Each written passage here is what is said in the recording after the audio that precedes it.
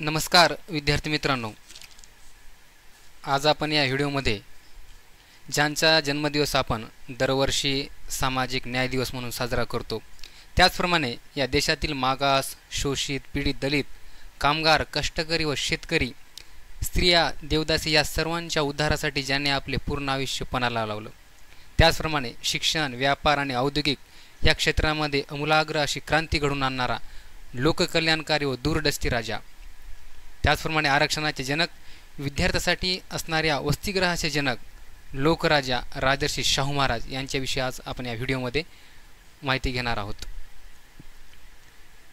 राजर्षी शाहू महाराज बघा, राजर्षी शाहू महाराज यांचा जन्म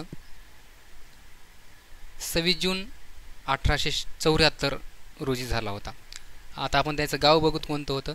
त्यांचे जन्मगाव जे आहे ते कोल्हापूरच्या जवळील कागलच्या घराण्यामध्ये त्यांचा जन्म झालेला आहे. ओके, शाहू महाराजाविषयी आपण जे काही गोष्टी सांगितल्या त्या आपण आताच मी तुम्हाला सांगताना बोललो आहे की शाहू महाराजांना शेतकऱ्याचा राजा बोलले जाते, त्याच्यानंतर कष्टकऱ्यांचा राजा बोलले जाते, कुस्तीगिरांचा राजा बोलले जाते, भारतीय वसतिगृहाचे जनक त्यांना म्हणले जाते. त्याच्यानंतर आरक्षणाचे जनक म्हणूनही त्यांची ओळख अजरामर झालेली आहे. त्यांच्या वडिलांचे नाव जे आहे ते जयसिंगराव घाटगे असे होते. त्यांचे संपूर्ण नाव यशवंतराव जयसिंगराव घाटगे, त्यांच्या पत्नी लक्ष्मीबाई साहेब आणि त्यांच्या आईचे नाव राधाबाई असे होते. ओके, त्याच्यानंतर बघा 1876 साली शाहू महाराजांच्या लहान भावाचा जन्म झाला होता. त्यांचे नाव होतं बापूसाहेब, हे आपल्याला लक्षात ठेवायचं आहे. त्याच्यानंतर 1877 साली राधाबाई यांचे निधन झाले. त्यांच्या जे काही आई होत्या त्यांचं निधन 1877 साली त्यांचं निधन झालेलं आहे. त्याच्यानंतर बघा 1883 साली कोल्हापूरच्या राजगादीचे जे काही राजे होते चौथे शिवाजी, त्यांचं नाव नारायणराव असं देखील होते, ते निपुत्रिक होते. निपुत्रिक म्हणजे काय, त्यांना मुलगा नव्हता. तर इंग्रजी जी काही सत्ता होती आपल्यावर ब्रिटिश अधिकाऱ्यांची, ब्रिटिश अधिकाऱ्यांनी त्यांना अहमदनगरच्या तुरुंगामध्ये ठेवलं होतं आणि त्यांची जी काही निधन झालं होतं ती एक प्रकारची हत्या होती. त्यांच्यावर अमानुषपणे त्यांनी अत्याचार केले होते आणि या अत्याचारामध्येच जे काही चौथे शिवाजी होते त्यांचं निधन झालं होतं, असं आपल्याला हत्या झाली असं म्हणता येईल त्यांना. तर या जे काही चौथे राजे होते त्यांना मूल नव्हतं, म्हणून 17 मार्च 1884 रोजी या जे काही चौथे शिवाजी होते यांच्या जे पत्नी होते आनंदीबाई यांनी जयसिंगराव घाटगे म्हणजेच आबासाहेब यांचे ज्येष्ठ चिरंजीव म्हणजे सगळ्यात मोठे जे काही चिरंजीव होते त्यांचं नाव होतं यशवंतराव, यास आपण जे काही आनंदीबाई आहेत त्यांनी दत्तक घेतले. त्यावेळी त्यांचे वय 10 वर्ष होते. आता जयसिंगरावच पुढे त्यांचं नाव शाहू महाराज असं पडलेलं आहे. त्यांना दत्तक कोण घेतलं तर आपल्याला सांगता येईल की आनंदीबाई, जे की चौथ्या शिवाजीच्या पत्नी होत्या. त्याच्यानंतर बघा दत्तक घेतल्याच्यानंतर त्यांचं जे शिक्षण आहे शाहू महाराजांचं ते कुठं झालं आपण त्याच्याविषयी चर्चा करणार आहोत. बघा राजकोट येथील राजकुमार विद्यालयात म्हणजे जे काही राजांचे पुत्र ज्या शाळेमध्ये शिकत असतात, ज्या विद्यालयामध्ये शिकत असतात तेथे त्यांचं शिक्षण झालेलं आहे. तर ते कुठं होतं, धारवड येतं होतं त्यांचं, आणि त्यांचं जे शिक्षण झालेलं ते कुठं झाले, धारवड येथील. ओके, त्यांच्यासोबत एक इंगळे नावाचे क्रीडापटू होते. त्याच्यानंतर त्यांचे शिक्षक जे होते त्यांचे गुरु ते सर फ्रेझर व रघुनाथराव सबनीस होते. त्याच्यानंतर बघा 20 मार्च 1886 रोजी ते त्यांचे काही वडील होते आबासाहेब म्हणजे आपण जयसिंगराव घाटगे जे म्हणलो त्यांचं वयाच्या आबासाहेब यांचं निधन झालेलं आहे. त्याच्यानंतर बघा 8 मे 1888 साली शाहूंच्या हस्ते कोल्हापूर मिरज रेल्वे मार्गाची पायाभरणी झाली, म्हणजे या मार्गाची जे काही काम आहे ते कामाची सुरुवात झाली. त्याच्यानंतर ह्याच रेल्वे मार्गाचं जे काही उद्घाटन आहे ते नंतर स्टुअर्ट फ्रेझर यांच्या हस्ते झालेलं आहे. बघा त्याच्यानंतर 1886 ते कोण दत्तोबा शिंदे व पांडू भोसले यांच्याकडून मल्लविद्या शिकले. कोण, राजर्षी शाहू महाराज. शाहू महाराज हे एक उच्च दर्जाचे कुस्ती खेळणारे पट्टू होते. त्याच्या पंचकृषीमध्ये त्यांचा कोणीही सामना करणार नाही अशा प्रकारची त्यांची जी काही मल्लविद्या होती ती होती. ती कोणालाही कितीही मोठा त्यांच्यासमोर जर मल्ल आला त्याला लवकरात लवकर चितपट करायचे एवढी शक्ती त्यांच्यामध्ये होती. त्याच्यानंतर बघा 1889 ते 93 साली स्टुअर्ट फ्रेझर यांच्या मार्गदर्शनाने धारवड येथे त्यांनी प्रशिक्षण झाले. 10 मार्च 1894 साली शाहू महाराज यांना कन्यारत्न प्राप्त झाले. तर हे कन्यारत्न त्यावेळेस ज्यांना समजा मुलगा जर झाला तर ते आनंद उत्सव साजरा करायचे, परंतु त्या काळी जेव्हा मुलीला एक दुय्यम दर्जाचं स्थान दिलेलं असायचं त्या काळामध्ये छत्रपती शाहू महाराजांनी कन्यारत्न झालं म्हणून सगळ्या गावाने आनंद उत्सव साजरा केला होता, म्हणजेच दुःखी नव्हता. त्या काळामध्ये मुलगी झाली की सगळे लोक दुःखी व्हायचे, परंतु हे एक लोककल्याणकारी आणि परिवर्तनशील राजा बघा कसा होता. कन्यारत्न झाले म्हणून त्याने आनंद साजरा केला होता. आणि नंतर आपण पुढे बघणार आहोत की त्यांनी एका जलाशयाचं नाव, त्या मुलीचं नाव राधाबाई ठेवलं आहे आणि त्या जलाशयाला देखील त्यांचं नाव दिलं आहे. त्या काळामध्ये त्या घराण्यातील मुलांची नावं कोणत्याही वस्तूला किंवा एखाद्या तलावाला किंवा राजवाड्याला देण्याची प्रथा होती. अशा प्रथेमध्ये त्यांनी त्यांच्या कन्येचं नाव त्या जलाशयाला दिलं, ते आपण समोर बघणारच आहोत. 2 एप्रिल 1894 साली शाहू महाराजांचा राज्याभिषेक झालेला आहे. त्यावेळेस त्यांच्या दरबारी लॉर्ड हॅरिस हे काही मुंबईचे जे काही गव्हर्नर होते ब्रिटिश अधिकारी ते त्या ठिकाणी प्रतिनिधी किंवा त्या राज्यारोहण सोहळ्याला उपस्थित होते. त्याच्यानंतर बघा 1894 जलकल्याणकारी प्रथम जाहीरनामा काढला. त्यांचं जे काही स्वराज्य त्यांनी स्थापन केलं होतं, ज्या राजीवरती आरूढ झाले होते म्हणजे राजा म्हणून त्यांनी जे काही शपथ घेतली होती, तेव्हा त्या राजगादीवर जेव्हा ते स्थानापन्न झाले तेव्हाच त्यांनी त्यांचा प्रथम एक कल्याणकारी असा जाहीरनामा जाहीर केला. आणि त्या जाहीरनाम्यानुसार मग त्यांनी कोणकोणते जे बदल करून आणले ते आपण बघणार आहोत. त्याच्यामध्ये पहिली वेठबिगारी पद्धत जी होती कोल्हापूर संस्थानात ती त्यांनी त्या जाहीरनाम्यानुसार बंद करून टाकली. आता वेठबिगारी म्हणजे काय, एखाद्या व्यक्तीला काही पैसे उसने देणे. त्या काळामध्ये समजा हजाराची जो काही गोष्ट नसायची, परंतु 200-300 रुपये त्या व्यक्तीला द्यायचे आणि त्याचं कुटुंब, त्या कुटुंबामध्ये जेवढे काही प्रतिनिधी ते सर्व त्या कुटुंबामध्ये त्या एखाद्या विशिष्ट एखाद्या घराण्याची संलग्न असायची आणि त्या घराण्याचं सगळं कामकाज ते पाहणार. मग त्यांचा मुलगा असेल, त्या परिवारातील सगळे काही कुटुंबाचे मेंबर असतील, इव्हन त्यांनी जर ते कर्ज फेडलं नाही त्याच्या पुढच्या येणाऱ्या पिढी देखील त्या घराण्याचं पुढचं काम करणार, याला म्हणायचं वेठबिगारी पद्धत. ही पद्धत प्रथमतः त्यांनी काय केली, बंद केली. त्याच्यानंतर रघुनाथ सबनीस यांची त्यांनी काय केली, चिटणीस म्हणून निवड केलेली आहे.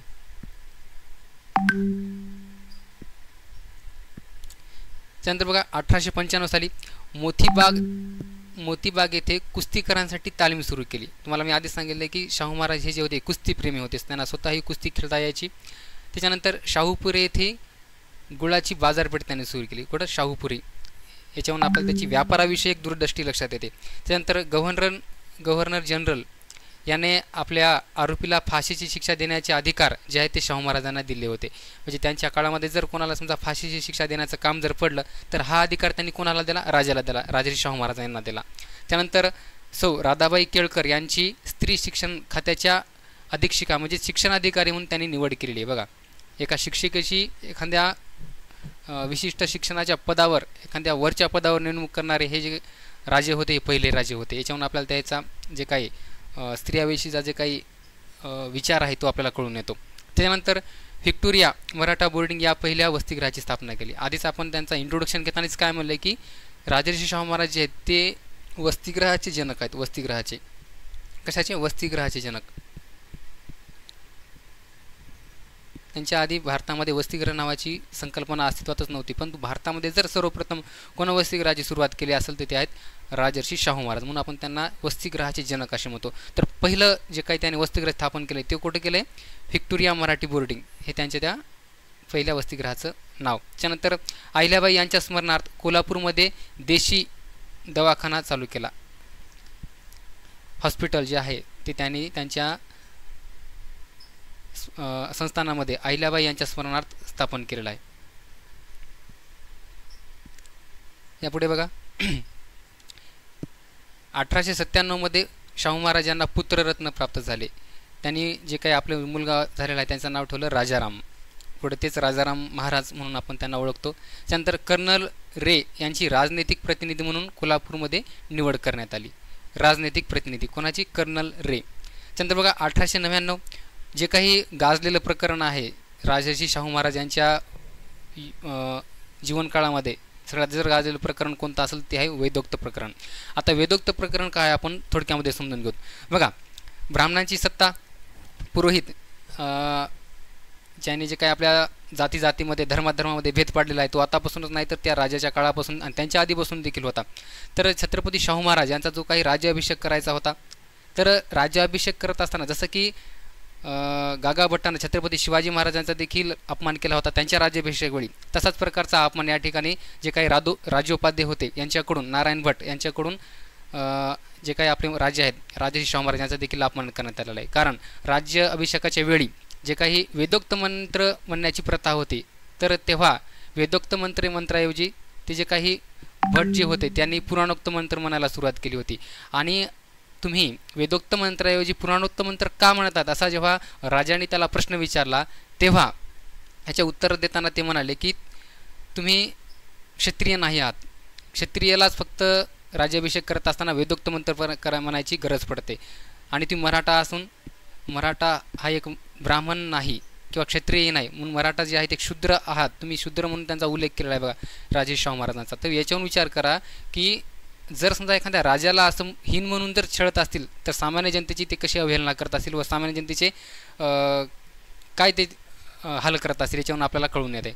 तर बघा त्याच्यानंतर मग हे जे काही प्रकरण आहे वेदोक्त प्रकरण यांचा महाराजांनी शेवटच केला. त्याच्यानंतर काय केलं, जे काही त्यांचे जे राजोपाध्ये होते भट आहे का नाही पुरोहित, त्याला त्यांच्या ड्युटीवरून काढून टाकलं, नोकरीवरून काढून टाकलं. त्याच्यानंतर मग त्या जे काही पुरोहित होते त्यांनी विशेष ब्राह्मणांना एकत्रित केलं, त्यांचा गट तयार केला आणि ते महाराजांच्या विरुद्ध लढू लागले. परंतु त्यांना न जुमानता त्यांनी त्या ब्राह्मणाविरुद्ध पुरोहिताविरुद्ध असा अखंड प्रकारचा लढा दिला आणि शेवटी त्यांच्याकडून वेदोक्त मंत्र करूनच त्यांचा राज्याभिषेक जो तो करून घेतला. म्हणजेच त्यांनी स्वतःला क्षत्रिय म्हणून घेतलेला आहे ब्राह्मणाच्या हातूनच. ब्राह्मणांना त्यांनी सळुकी पळो करून सोडलं आणि जे काही त्यांचा अपमान झालेला होता शूद्र म्हणून त्याचा बदला त्यांनी घेतलेला आहे. आणि नंतर परत त्या आपण बघणार आहोत की त्याच्यापदी ते काही कुलकर्णी वसनं असतील हे काय असतील तिथं त्यांनी क्षात्र जगद्गुरू याचं पद निर्माण केलं आणि पुरोहिताचं जे काही धर्मस्थान खोळकांचा होतं ते सगळं बंद करून टाकलं. याच्यानंतर बघा याला वेदोक्त प्रकरण म्हणायचा, वेदोक्त प्रकरण. त्यानंतर बघा 1899 साली केम्ब्रिज विद्यापीठाने शाहू महाराजांचा सन्मान केला व डॉक्टर ही पदवी दिली.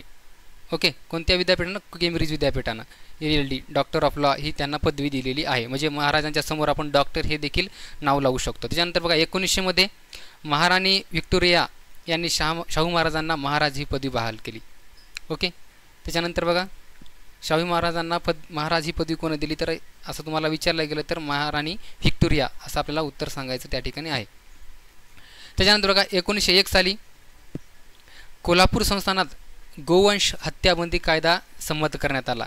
जे आजचे सरकार आहे गोवत आहे का नाही, गाईला मारू नये किंवा गोची जी हत्या केली जाते, गायींची जी हत्या केली जाते याच्या प्रतिबंधामध्ये आजचे सरकार जे काही रस्त्यावर उतरलेलं आहे किंवा कडक कायदे करत आहे, तर याच्याहून आपण बघू शकतो की त्यावेळी राजर्षी शाहू महाराजांनी गोवत हत्येचा जो काही कायदा आहे तो संमत केला त्यांच्या संस्थानामध्ये. म्हणजे त्यांच्या संस्थानामध्ये त्यांनी गायीची हत्या करण्यास प्रतिबंध लावलेला आहे. त्याच्यानंतर बघा महाराणी व्हिक्टोरिया मराठा बोर्डिंग सुरू केले, हे आपण आधी पण बघितलं आहे. त्याच्यानंतर दिगंबर जैन हे वसतिगृह सुरू केले. म्हणजे त्यांनी फक्त मागास वर्गासाठीच वसतिगृह चालू केले नाहीत, तर इव्हन जैन समाज असेल किंवा ब्राह्मण समाजासाठी त्यांनी वसतिगृह चालू केलेले आहेत. ओके, त्याच्यानंतर 1902 मध्ये मागासलेल्या जाती जमातीसाठी सरकारी नोकरीत 50% राखीव जागा देणारे ते प्रथम राज्य होते. म्हणजे त्यांचं जे काही संस्थान होतं त्याच्यामध्ये जेवढ्या काही जागा असतील, जेवढ्या काही नोकऱ्या असतील, याच्यामध्ये जास्तीत जास्त पदावरती ब्राह्मणांची संख्या होती.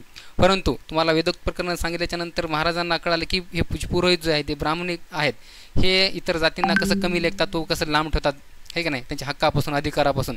म्हणून त्यांनी त्यांच्या संस्थानामध्ये सर्वप्रथम काय केलेलं आहे, नोकऱ्यामध्ये 50% जागा राखीव ठेवलेल्या आहेत. म्हणूनच आपण त्यांना आरक्षणाचे जनक देखील म्हणत असतो. त्यानंतर बघा 1902 मध्ये महाराज एडवर्डच्या राजारोहण कार्यक्रमासाठी इंग्लंडला गेले होते. राजारोहण कार्यक्रम आहे की नाही. त्यानंतर बघा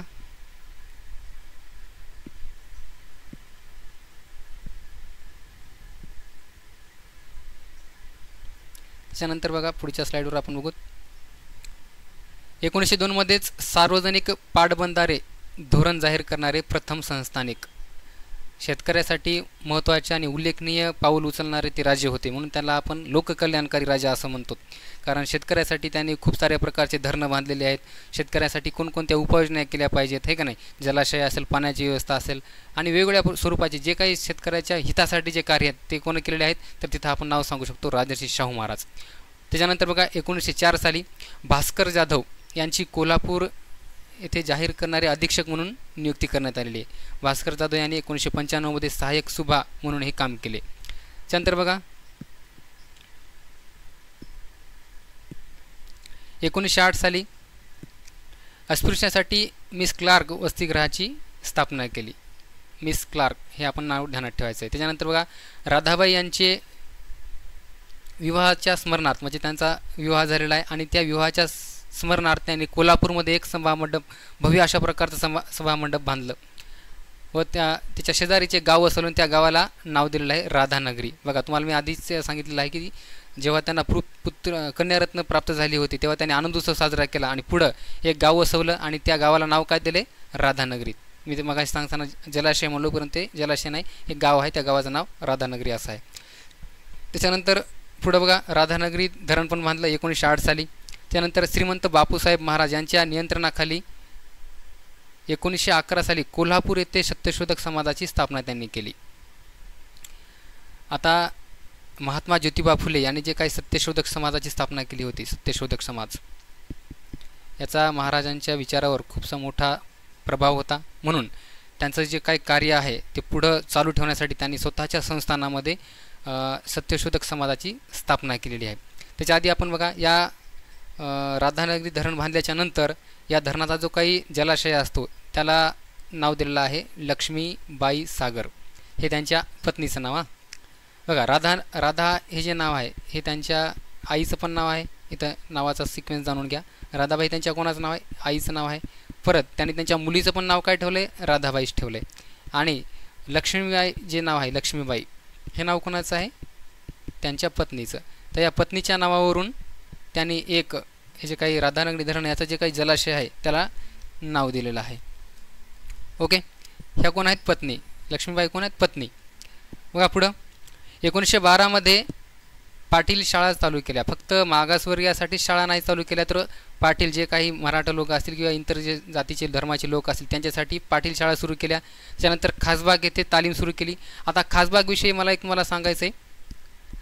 महाराज एकदा युरोप देशाला गेले होते, युरोप फिरायला गेले होते, जे काही युरोप खंड आहे तिथे त्यांनी बघितलं की तिथं कोणताही खेळ जे आहे ते प्रेक्षकाच्या सानिध्यात खेळला जातो. म्हणजे खूप सारं मोठ्या प्रकारचं मैदान असायचं आणि तिथं कोणताही खेळ खेळला जायचा आणि हा जो खेळ आहे तो प्रेक्षकांच्या निदर्शनाखाली खेळला जायचा. म्हणजे खूप सारं प्रेक्षकगण बसलेला असायचं आणि त्याच्यासमोर आपण खेळ खेळायचो आहे का नाही, जे काही खेळाडू असतील ते. तर ते भारतात परतल्याच्यानंतर त्यांनी ठरवलं की जशा प्रकारचे खेळ युरोपमध्ये खेळले जातात तशाच प्रकारचे खेळ आपण आपल्या भारतामध्ये खेळायचे. आणि भारतामध्ये त्यांच्या जे आवडीचा खेळ होता तो कोणता होता? कुस्ती. ते स्वतःही कुस्तीगीर होते आणि त्यांच्या संस्थानामध्ये कुस्तीला त्यांनी प्राधान्य दिलं. आता कुस्तीसाठी त्यांनी युरोपहून परतल्याच्यानंतर एक मोठं मैदान तयार केलं आणि याचं उद्घाटन करत असताना त्यांनी 2 जे काही मल्ल आहेत त्यांची कुस्ती लावली आणि इथं खूप सारे प्रेक्षक जे आहेत ते येऊन बसलेत. म्हणजे तिथं जे काही त्यांनी प्रेक्षकांचा आस्वाद बघितला होता तशाच प्रकारचे प्रेक्षक त्यांनी इथं जमा केले आणि स्वतः या खासबागच्या या बागेचं किंवा कुस्तीच्या मैदानाचं उद्घाटन त्यांनी स्वतः केले आणि इथं या 2 मल्लांची कुस्ती लावली आणि याच्यातला जो काही विजेता आहे त्याला त्यांनी एक चांदीचा गदा संप्रेमट दिलेला आहे, बक्षीस म्हणून दिलेला आहे चांदीचा गदा. जे की आता आपण आताच्या काळामध्येही जर एखादा मल्ल एखादा कुस्ती पैलवान जर समजा कुस्ती जिंकला तर त्याला आपण बक्षीस काय देत असतो? गदा देत असतो. तर ही प्रथा देखील कोण चालू केली? तर राजर्षी शाहू महाराजांनी. ओके, तर खासबाग येथे तालीम सुरू केली. त्याच्यानंतर पांचाळ ब्राह्मण वसतिगृह, बघा तुम्हाला आधी सांगितलं होतं मी की ब्राह्मणासाठी देखील त्यांनी वसतिगृह चालू केलेत. त्यानंतर कायस्थ प्रभू वसतिगृह, त्याच्यानंतर सारस्वत बोर्डिंग हे सुद्धा वसतिगृह त्यांनी चालू केलेले आहेत. हे कोणत्या साली? 1912 साली. त्याच्यानंतर बघा 1913 साली सत्यशोधक समाजाची पहिली शाळा कोल्हापूर येथे चालू केली. सत्यशोधक समाजाची पहिली शाळा कोल्हापूर येथे चालू केली. त्याच्यानंतर अर्बन कोऑपरेटिव्ह सोसायटीची स्थापना देखील त्यांनी, सहकार क्षेत्रातील हे जे काही बँक असते सोसायटी असते त्याची देखील यांनी स्थापना केली आहे. त्याच्यानंतर बघा कोल्हापूर येथेच औद्योगिक व शेतकी प्रदर्शनाचे उद्घाटन त्यांच्या हस्ते करण्यात आलेलं आहे. त्याच्यानंतर 1915 साली इंडियन ख्रिश्चन वसतिगृह, बघा ख्रिश्चन विद्यार्थ्यांसाठी सुद्धा त्यांनी वसतिगृहाची सुरुवात केलेली आहे. त्यानंतर 1916 साली डेक्कन रयत शिक्षण संस्थेची त्यांनी निपाणी येथे स्थापना केली. आता निपाणी कुठे तुम्हाला माहीतच असणार आहे का? निपाणी येथे त्यांनी रयत शिक्षण संस्थेची स्थापना केलेली आहे. त्याच्यानंतर बघा 1917 साली कोल्हापूर संस्थानात प्राथमिक शिक्षण सक्तीचे व मोफत देण्याविषयी त्यांनी घोषणा केली. कोल्हापूर संस्थानात प्राथमिक शिक्षण सक्तीचे व मोफत असलं पाहिजे असा त्यांनी एक जाहीरनामा सुरू केला. म्हणजेच जे काही विद्यार्थी 7 ते 14 वयोगटातील असतील त्या सगळ्यांना शिक्षण जे आहे ते मोफत देण्यात यावं, शिक्षण मोफत देण्यात यावं व सक्तीचा अर्थ काय आहे तर बघा, ज्या पालकांनी आपल्या मुलांना शाळेत पाठवलं नाही तर जर पाठवलं नाही तर त्यांना महिन्याला 1 रुपयाचा दंड असायचा. आता हे 1 रुपया सध्याच्या काळामध्ये आपल्यासाठी ऐकायला खूप कमी किंमत वाटते, पण तेव्हाचे हे जवळपास 2-3 किंवा 10,000 रुपयाच्या किमतीसारखे आहेत. तर जे पालक त्यांच्या लेकरांना शाळेमध्ये पाठवणार नाहीत त्यांनी त्यांच्या संस्थानामध्ये 1 रुपयाचा दंड आकारला. म्हणजेच जर पाठवलं नाही तर दंड भरत राहील, आहे की नाही. म्हणजेच जर आपल्याला एखाद्या शिक्षेच्या स्वरूपात जर दंड भरायचा असेल तर आपल्याला थोडंसं नेटच जाते ना. तर शाहू महाराजांनीही अशा प्रकारे त्यांना सजा दिली. यालाच म्हणतो आपण सक्तीचं शिक्षण आणि मोफत शिक्षण. म्हणजे शाळामध्ये त्यांना कोणत्याही प्रकारची फीस भरायचं काम नाही. म्हणून आता शिक्षणाचं महत्त्व याच्यावर आपल्याला त्यांचं लक्षात येते ना की शिक्षणाला छत्रपती शाहू महाराज कशा प्रकारचे महत्त्व द्यायचे. त्यांचं एक वचन आहे पुढचं, ते म्हणतात की माझी प्रजा जी आहे ती सगळी प्रजा जर समजा येतात 3री शिकून जरी पास झालेली असती तर माझं जे स्वराज्य आहे मी त्यांच्या हवाली करून मोकळा झालो असतो. ज्याच्यावरून कळतं की महाराजांना शिक्षणाचं महत्त्व किती होतं. म्हणून त्यांना त्यांच्या जे काही संस्थान होतं त्याच्यामध्ये सगळेजण साक्षर कसे होतील, सगळ्यांना शिक्षण कसं देता येईल हा त्यांचा दृष्टिकोन आपल्याला लक्षात येतो. त्याच्यानंतर बघा, डॉक्टर कुर्तकोटी याची कर्मवीर पीठाचे शंकराचार्य म्हणून त्यांनी नेमणूक केली होती. जे काही शंकराचार्याचे पीठ असायचं त्याच्यावर त्यांनी डॉक्टर कुर्तकोटी याची नेमणूक केली होती. पण याला नंतर त्यांनी काढून टाकलेले, कारण हे नंतर काय झालं, ब्राह्मणाची भाषा बोलायला म्हणून याला महाराजांनी डिचू दिलेला आहे. ओके, कारण महाराज हे ब्राह्मणविरोधी नंतर त्याचे काही ब्राह्मणशाही करण्याचा लोक प्रयत्न करू लागले, ब्राह्मणाचे पुरोहित त्यांचा विरुद्ध त्यांचा लढा होता. ओके, त्याच्यानंतर बघा, विधवा पुनर्विवाह कायदा व विवाह नोंदणी कायदा यांच्या अंमलबजावणीस त्यांनी सुरुवात केलेली आहे. बघा, त्या काळामध्ये जर एखाद्या स्त्रीचा पती वारला असेल तर त्या स्त्रीला पुढच्या काळामध्ये दुसरं लग्न करायचा अधिकार नव्हता आणि अशा स्त्रीला एक नीच दर्जाची वागणूक दिल्या जायची. म्हणून अशा स्त्रीला हे समजा त्या काळामध्ये लग्न 12, 13, 14, 15 किंवा इव्हन 9, 8, 7 अशा 7 वर्षाच्या 8 वर्षाच्या काळामध्ये त्याचं लग्न व्हायचं. मग एखाद्या स्त्रीचा नवरा, एखाद्या मुलीचा नवरा 12व्या वर्षी जर मरण पावला असेल तर तिनं पुढचं आयुष्य जे आहे ते कसं जगायचं, कोणाच्या भरोशावर जगायचं. ओके, म्हणून त्यांनी काय केलं, त्यांच्या संस्थानामध्ये विधवांना पुन्हा एकदा त्यांना लग्न करण्याचा अधिकार त्यांनी बहाल केला. याला आपण म्हणतो विधवा पुनर्विवाह कायदा व विधवा नोंदणी कायदा त्यांनी त्यांच्यामध्ये सुरू केलेला आहे. त्याच्यानंतर बघा, खामगाव येथे 11व्या मराठी शिक्षण परिषदेचे ते अध्यक्ष राहिलेले आहेत. त्यानंतर बघा, 1918 साली कोल्हापूर येथे आर्य समाजाची स्थापना त्यांनी केलेली आहे. त्यानंतर कोल्हापूर संस्थानात बलुतेदारी पद्धत बंद करण्यात आली. बलुतेदारी पद्धत म्हणजे काय, जर समजा आपण आपले पूर्वज एखादं काम करत असतील, सुतार काम करत असतील, मिस्त्री काम करत असतील तर तेच पुढं आपण काम करायचं. स्पेशल धर्माच्या लोकांनी सेपरेट काम करायचं, त्याला म्हणायचं बलुतेदारी. पण ही पद्धत जी आहे ती त्यांनी त्यांच्या संस्थानामध्ये बंद केली. म्हणजे कोणी कोणतंही काम त्याच्या विद्वत्तेनुसार, त्याच्या टॅलेंटनुसार करू शकेल याचा महाराजांनी एक जाहीरनामा चालू केला होता. त्याच्यानंतर बघा, आंतरजातीय विवाह कायदा त्यांनी संमत केला. आता त्यांची जी काही मुलगी होती त्या मुलीचं लग्न स्वतः त्यांनी एका धनगर मुलासोबत करून दिलं आहे. ह्याच्यावरून आपण जाणून घेतो की महाराज जातीच्या किती विरुद्ध होते. त्यांच्या स्वतःच्या मुलीचा विवाह त्यांनी इतर जातीमध्ये केलेला आहे. आणि नंतर संस्थानामध्ये पण त्यांनी काय केला, एक कायदा संमत केला, त्याला म्हणतो आपण आंतरजातीय विवाह कायदा. त्याच्यानंतर कुलकर्णी वतने त्यांनी रद्द केली. त्यानंतर तलाठी शाळा सुरू केल्या. शाहू महाराजांचे दुसरे जे चिरंजीव होते शिवाजी यांचे निधन झालेले, हे महाराजावर या ठिकाणी दुःखाचा डोंगर कोसळलेला आहे. एकदा शेताची पाहणी करण्यासाठी गेलेले असताना एका वन्य प्राण्याच्या हातून त्यांचं या ठिकाणी निधन झालेलं आहे. त्याच्यानंतर बघा, राजाराम कॉलेजची स्थापना त्यांनी केलेली आहे. पुढे बघा, 1919 साली कानपूर येथील 13व्या अखिल भारतीय कुर्मी क्षेत्रीय परिषदेचे अध्यक्षपद महाराजांनी भूषवलेलं आहे. कोणत्या? अखिल भारतीय कुर्मी क्षेत्रीय परिषदेचे अध्यक्षपद 1919 साली, हे आपल्याला ध्यानात ठेवायचं आहे. आता याच परिषदेमध्ये दुसरं गोष्ट काय झाली आहे की कानपूरमध्ये ही जी काही परिषद भरली होती तर कानपूर येथील जनतेने त्यांना राजश्री ही पदवी बहाल केलेली आहे. कोणती? राजश्री. तुम्हाला जर प्रश्न विचारला छत्रपती शाहू महाराजांना राजर्षी पदवी ही कोण दिलेली आहे, तर कानपूर येथील जनतेने, असं आपण त्या ठिकाणी म्हणू शकतो. कुर्मी क्षत्रिय जी परिषद होती, या परिषदेतल्या लोकांनी किंवा या परिषदेने त्यांना राजर्षी पदवी दिली असं आपण म्हणू शकतो. त्याच्यानंतर स्त्री अत्याचार प्रतिबंधक व घटस्फोटाचा कायदा त्यांनी मंजूर केलेला आहे. आता एखाद्या परिवारामध्ये जर समजा एखाद्या मुलीला जास्त छळल्या जायचं, आताही छळल्या जाते, पहिल्या काळातही छळले जायचं, तर त्या स्त्रीवर कोणा अन्याय करू नये, आहे का नाही, तिचा छळ करू नये म्हणून त्यांनी त्यांच्या संस्थानामध्ये एक कायदा तयार केला. त्याच्यानंतर जर जास्त छळ होत असेल तर घटस्फोट जे आहे, म्हणजे आपण आताच्या काळामध्ये फारकत म्हणतो, तर ह्याचा कायदा त्यांनी त्यांच्या काळामध्ये मंजूर केलेला आहे. म्हणजेच ह्याचंच रूपांतर नंतर हिंदू कोड बिल जे आहे, जे डॉक्टर बाबासाहेब आंबेडकरांनी संविधानामध्ये त्याचा उल्लेख केलेला होता की वडिलांच्या संपत्तीमध्ये मुलीचा एक वाटा असायला पाहिजे, तोच हा घटस्फोटाचा या ठिकाणी कायदा आहे. याचं नंतर रूपांतर हिंदू कोड बिलमध्ये आपण करण्यात आलेलं आहे. त्यानंतर बघा वैदिक शाळेची स्थापना त्यांनी केलेली आहे 1920 साली. जोगणी, आता इथं मला तुम्हाला आवर्जून एक कथा सांगायची आहे, एक गोष्ट सांगायची आहे.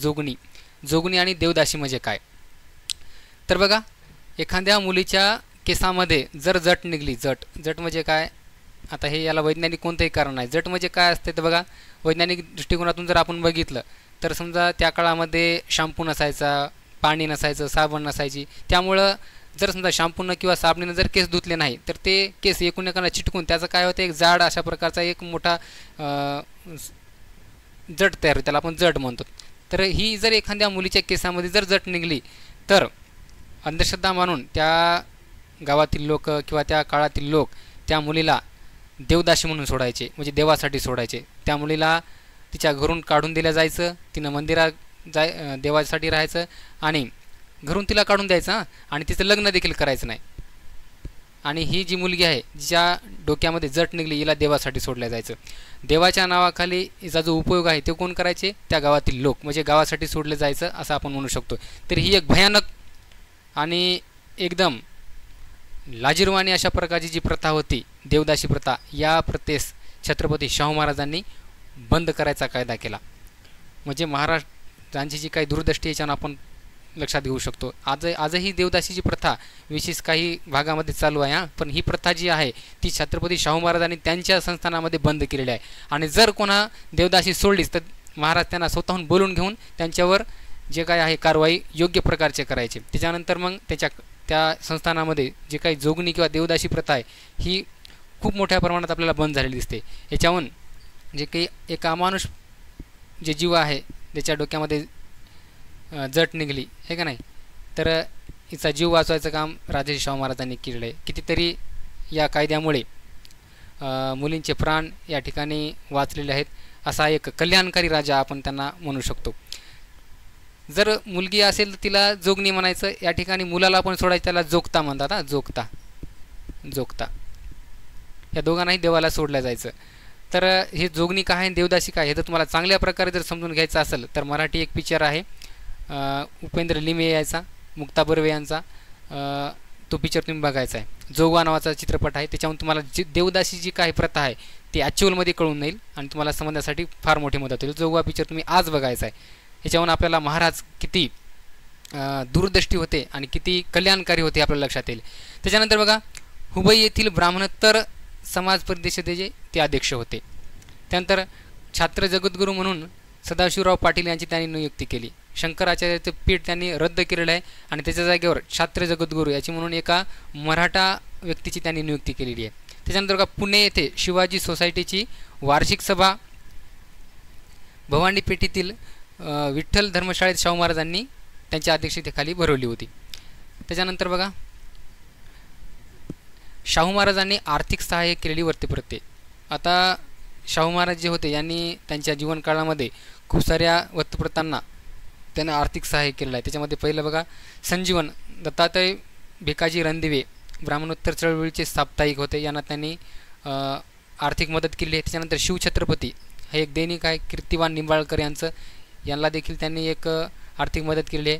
आणि सगळ्यात जर महत्त्वाची गोष्ट म्हणजे डॉक्टर बाबासाहेब आंबेडकर यांचं जे काही मूकनायक नावाचं वृत्तपत्र होतं याला देखील त्यांनी 2,500 रुपयाची आर्थिक मदत केलेली आहे. आता 2,500 रुपये म्हणजे आताच्या काळामधले खूप आहेत तेव्हा जरी आपल्याला कमी वाटत असतील, आता कमी वाटत असतील, पण तेव्हाच्या काळामध्ये या 2,500 रुपयाची किंमत खूप मोठी होती. तर डॉक्टर बाबासाहेब आंबेडकर यांचं जे काही मूकनायक आहे हे आपल्याला लक्षात ठेवायचं आहे. याला त्यांनी आर्थिक मदत केलेली आहे. आता डॉक्टर बाबासाहेब आंबेडकर आणि राजर्षी शाहू महाराज यांचं नातं एक वेगळंच होता. जेव्हा डॉक्टर बाबासाहेब आंबेडकर हे त्यांच्या राहत्या घरी राहायचे, तेव्हा त्यांचा सत्कार करण्यासाठी राजर्षी शाहू महाराज स्वतः त्यांच्या घरी गेले आणि त्यांचा सत्कार केला आहे. तर जेव्हा त्यांच्या घरी आले असताना डॉक्टर बाबासाहेब आंबेडकर शाहू महाराजांना म्हणतात, महाराज तुम्ही इथे येण्याचं कष्ट काय केलं, मला बोललं असतं मी आलो असतो. तर तेव्हा राजर्षी शाहू महाराज त्यांना काय म्हणतात की आंबेडकर बाबासाहेब तुम्ही माझ्या इथं आले असते तर या ठिकाणी मला ते कधीही पटलेलं नसतं, कारण आम्ही जे आहेत ते परंपरेचे राजे आहेत, आम्ही जे आहेत ते परंपरेचे राजे आहेत, पण तुम्ही जे आहेत ते विद्वत्तेचे राजे आहेत, असा त्यांनी डॉक्टर बाबासाहेब आंबेडकरांचा उल्लेख केला आहे. हे की नाही, आम्ही जे आहेत ते परंपरेचे राजे आहेत, परंतु डॉक्टर बाबासाहेब आंबेडकर तुम्ही विद्वत्तेचे राजे आहेत असे त्यांना उल्लेख करून सांगितलेला आहे. आता याचं नंतर आपण बघणार आहोत, माणगाव येथे जी काही परिषद भरलेली होती त्या ठिकाणी ते दोन्हीही महापुरुष एका स्टेजवरच होते, ते आपण समोर बघणार आहोत. त्यानंतर बघा राष्ट्रवीर साप्ताहिक याला देखील त्यांनी मदत केलेली आहे. त्यानंतर संदेश साप्ताहिक या वृत्तपत्राला देखील त्यांनी मदत केलेली आहे. त्याच्यानंतर बघा 6 मे 1922 शाहू महाराजांचा मृत्यू. शाहू महाराजाबद्दल काही महत्त्वाच्या व्यक्तींनी उद्गार काढले ते आपण बघणार आहोत. बघा सर्वांगीण युगपुरुष या शब्दामध्ये वीरा शिंदे यांनी त्यांचं वर्णन केलेलं आहे. त्याच्यानंतर छत्रपती शाहू महाराजासारखा सखा राजा यापूर्वी आम्हाला दलित बांधवांना कधी लाभला नाही व यापुढेही लाभणारही नाही किंवा लाभेल की नाही याबद्दल आमच्या मनामध्ये शंका आहे. या शब्दामध्ये डॉक्टर बाबासाहेब आंबेडकर यांनी त्यांचा उल्लेख केला आहे. त्याच्यानंतर डॉक्टर बाबासाहेब आंबेडकर हे त्यांना मानाने खूप उपमा दिलेले आहेत. त्यांच्या मूकनायक या वृत्तपत्रामध्ये त्यांनी खूप सारे वर्णन केले आहेत, परंतु त्याच्यामधलं हे महत्त्वाचं वाक्य आपण लक्षात ठेवायचं आहे. त्याच्यानंतर बघा he was king but democratic king, म्हणजे लोकशाहीचे राजे या शब्दामध्ये माधवराव बागल यांनी त्यांचा उल्लेख केलेला आहे. त्याच्यानंतर छत्रपती शाहू महाराज यांचे जे काही वचन होते ते स्वतः त्यांनी उद्गार काढलेले आहेत, ते तुम्हाला या ठिकाणी सांगणार आहे. बघा मी तुम्हाला आधी सांगितली ही गोष्ट की माझी जनता इयत्ता 3री उत्तीर्ण जरी झाली असती तर मी माझे संपूर्ण स्वराज्य तिच्या स्वाधीन केले असते. हे उद्गार जे आहे ते राजर्षी शाहू महाराजांचे आहेत. त्यानंतर कामगारासाठी त्यांनी एक विशेष प्रकारचा संदेश दिला आहे, कामगारांनो संघटित व्हा, हे संघटनेचे युग आहे. हे सांगताना मला कुठल्याही प्रकारच्या माझ्या मनामध्ये कुठलाही प्रश्न नाही. ओके. त्याच्यानंतर बघा त्यांचे राजब्रीदवाक्य जे होते ते जय भवानी होते. छत्रपती शिवाजी महाराज यांचे जे काही ब्रीदवाक्य होतं जय भवानी, तेच जय भवानी हे जे ब्रीदवाक्य आहे शाहू महाराजांचं देखील आहे. ओके. आता इथं आपले एक जी काय माणगाव परिषद होती तिचा उल्लेख आपण इथं करायचा राहिलो की राजर्षी शाहू महाराज आणि डॉक्टर बाबासाहेब आंबेडकर हे दोन्ही एका परिषदेमध्ये सहभागी झाली होती. परिषद जी आहे ती माणगाव, आणि याच परिषदेमध्ये राजर्षी शाहू महाराजांनी सांगितलं होतं की सर्व दलित बांधवांना सांगितले की डॉक्टर बाबासाहेब आंबेडकर यांच्या रूपामध्ये तुम्हाला तुमचा उद्धार करता मिळालेला आहे. बघा एक नवीन काही त्यांचं जास्त असं वय नाही, या कमी वयाच्या मुलाकडे पाहून शाहू महाराज म्हणतात की दलित बांधवांना आवाहन करतात की तुम्हाला डॉक्टर बाबासाहेब आंबेडकर यांच्या रूपामध्ये तुमचा उद्धार करता मिळाला आहे. म्हणजे याहून आपल्याला त्यांची दूरदृष्टी किती आहे हे की नाही, त्यांच्या विचाराचा प्रभाव किती आहे, ते किती समोरचा विचार करतात हे आपल्याला लक्षात येते हे की नाही. याच्यावरून आपल्याला त्याची दूरदृष्टी लक्षात येते की, आणि नंतर ही गोष्ट खरोखरच झाली की डॉक्टर बाबासाहेब आंबेडकर हे दलितांचेच नव्हे तर अखंड भारताचे काय झालेले आहेत, उद्धारकर्ते झालेले आहेत. डॉक्टर बाबासाहेब आंबेडकर यांनी भारताचं संविधान लिहिलं आहे. त्याच्यानंतर स्त्रियाविरोधी खूप सारे कायदे, स्त्रियांसाठी जे काही स्त्रियाविरोधी लोक होते त्यांच्यासाठी डॉक्टर बाबासाहेब आंबेडकर यांनी संविधानामध्ये कुठल्याही प्रकारचा काहीच मानमर्तबा न ठेवता त्यांना विरोध केला आहे, आणि स्त्रियांच्या हितासाठी जे काही कायदे आहेत ते त्यांनी त्यांच्या संविधानाच्या माध्यमातून दिले. तर ही प्रेरणा जी आहे स्त्रियासाठी चांगलं करायची, हित करायचं, ही प्रेरणा जी आहे त्यांना राजर्षी शाहू महाराज यांच्याकडून मिळालेली आहे. त्याच्यानंतर बघा राजर्षी शाहू महाराज हे म्हणतात की विरासतीय म्हणजे राजपद जे आहे ते आपल्याला सहजासहजी मिळत नाही हे का नाही, ते आपल्या नशिबाने मिळत नसतं तर ते आपल्या विद्वत्तेने मिळत असतं असं शाहू महाराज म्हणतात. ओके. तर आपण यांच्याविषयी जे काही पुढच्या गोष्टी बघूत. बघा छत्रपती शाहू महाराजांची कोल्हापूर संस्थानात ते काही जे वसतिगृह स्थापन केले आहेत त्यांची संख्या आहे 23. बघा, त्यांनी त्यांच्या आयुष्यामध्ये जोपर्यंत ते जिवंत होते तोपर्यंत त्यांनी 420 एवढ्या प्रकारचे वसतिगृह त्यांच्या संस्थानामध्ये स्थापन केले होते. आणि या वसतिगृहामध्ये शिकणारे जे काही विद्यार्थी होते त्यांची संख्या होती 22,000. ओके, एवढी संख्या त्यांच्या वसतिगृहामध्ये शिकत असायची. बघा, आपण काही त्यांच्या वसतिगृहाचे नाव या ठिकाणी घेऊत. पहिलं वसतिगृह जे आहे ते आहे व्हिक्टोरिया मराठा बोर्डिंग 1901 साली. त्याच्यानंतर दिगंबर जैन बोर्डिंग 1901, वीरशैव लिंगायत बोर्डिंग 1907, पांचाळ ब्राह्मण वसतिगृह 1912, कायस्थ प्रभू वसतिगृह 1912, सारस्वत बोर्डिंग 1912, इंडियन ख्रिश्चन वसतिगृह 1915, देवज्ञ बोर्डिंग 1916, वैश्य हॉस्टेल 1918, आर्य समाज हॉस्टेल 1918. बघा, एक अशा प्रकारचे प्रत्येक धर्मासाठी त्यांनी वसतिगृह स्थापन केलेले आहेत. तर ह्याच्याहून आपल्याला त्यांचं जे काही विचार आहेत ते कळतात. ते म्हणायचे विरासत पिता से नहीं मिलती. काय म्हणायचे? विरासत यह पिता से नहीं मिलती बल्कि विरासत स्वयं की क्षमता से प्राप्त होती है. हे त्यांचं एक सगळ्यात महत्त्वाचं उद्गार आहे. विरासत यह पिता से नहीं मिलती, विरासत यह क्षमता से मिलती है. आता ह्या पुढच्या काही बोर्डिंग्स आहेत. श्री नामदेव बोर्डिंग, शिवाजी वैदिक बोर्डिंग. आता हे तुम्हाला हे जे PDF आहे आपल्या या अमोल GK जिओग्राफी जे काही टेलिग्राम चॅनल आहे याच्यावर आपण PDF टाकणार आहोत. ही PDF तुम्ही याच्यावर बघायची आहे. त्याच्यानंतर बघा, अशा प्रकारचे एकूण 23 वसतिगृह त्यांनी स्थापन केलेत हे आपण ध्यानात ठेवायचं आहे. तर अशा प्रकारचा लोककल्याणकारी राजा त्यांनी फक्त अस्पृश्यासाठीच नव्हे तर स्त्रियासाठी, शेतकऱ्यासाठी, व्यापारी वर्गासाठी उल्लेखनीय असे देशाच्या हितकारक निर्णय त्यांनी त्यांच्या संस्थानामध्ये घेतलं आणि या देशाच्या हितासाठी अतोनात प्रयत्न केले, परिश्रम घेतले. आणि अशा या थोर महापुरुष राजे शाहू महाराज यांच्या विचारांना वंदन, त्यांच्या कर्तृत्वाला सलाम. आणि असा राजा पुन्हा होणे नाही, दूरदृष्टी नेता, दूरदृष्टी राजा आणि एक लोककल्याणकारी राजा पुन्हा होणे नाही, अशा या थोर राजाला माझं या ठिकाणी वंदन करतो. आणि हा व्हिडिओ या ठिकाणी आपण थांबूयात. सर्वांना जय हिंद, धन्यवाद, थँक्यू.